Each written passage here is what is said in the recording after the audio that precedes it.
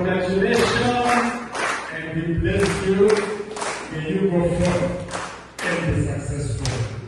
Asanteni sana. Congratulations to all. I'm proud of you. And now at this point, it is my humble privilege to issue certificates to the very high ones today.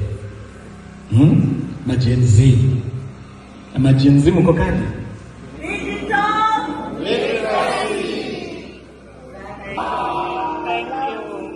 Bunyala, I believe we can still become a knowledge economy hub, and we will become.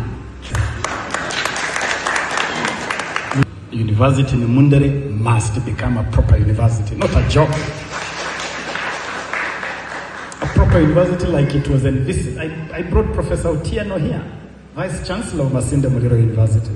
We were at a very advanced stage of having a serious university here. Not a joke.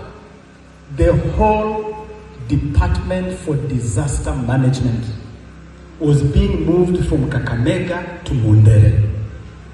That is how you build a university.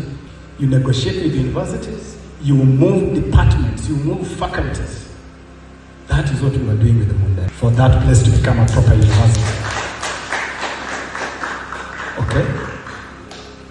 Bunyala Technical, I did that when I was a member of parliament here, and it had opened up Sifugwe. Sifugwe very chakohula. Before we built that place, Sifugwe was just a small village. Sifugwe was now starting to become an urban center because of Bunyala Technical. But the numbers are falling again.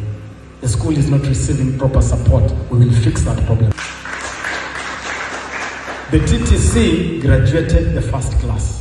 I hear some people say the TTC never worked, but we have teachers with the TSC numbers. I need teachers.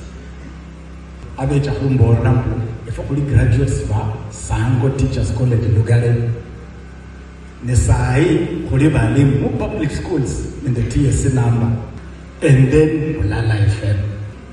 Bulala was supposed to be a repository of knowledge, of our identity. We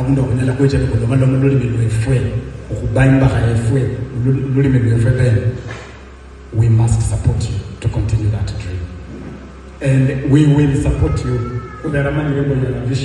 on your team.